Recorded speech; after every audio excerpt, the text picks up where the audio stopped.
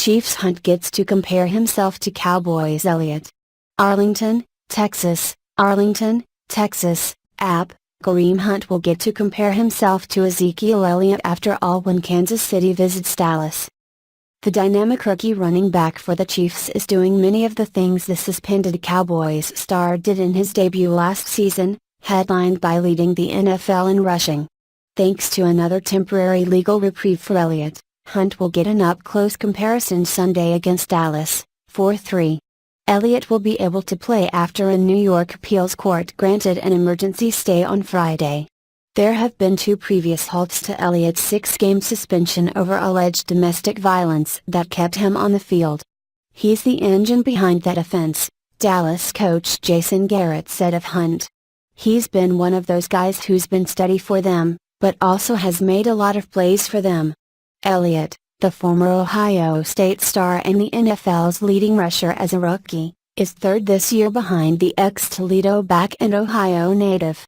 The Chiefs, 6-2, are trying to set a franchise record with their 10th straight road victory. I watched Zeke a ton, Hunt said of his senior year with the Rockets, when Elliott and quarterback Dak Prescott, his fellow rookie, were powering the Cowboys to the best record in the NFC.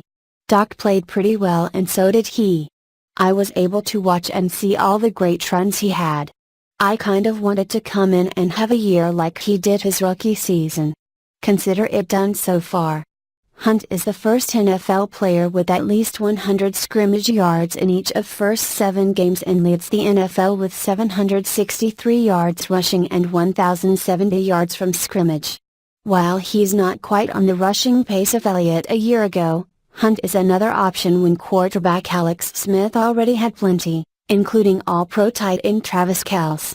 Smith is 4 touchdowns from tying Peyton Manning's record of 20 without an interception to start a season while guiding the NFL's 3rd-ranked defense.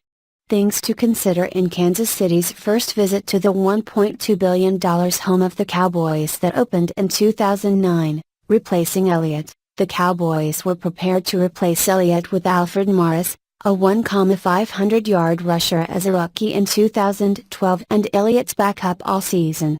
Last year, Elliott was backed up by Darren McFadden once he was healthy. McFadden led the Cowboys in rushing 2 years ago despite starting just 10 games. Rod Smith is the wild card. He surged in training camp to make the roster and has shown some big playability. If form holds, McFadden will be inactive again with Elliott getting a late reprieve. All of them have got good experience now in the league, Cowboys offensive coordinator Scott Linehan said. That's a big part of feeling good about those guys stepping in after really not playing a whole lot up until now. The butt kicker, if the game comes down to field goals, give the edge to the Chiefs. Harrison Butker has connected on 18 straight attempts since missing the first of his career.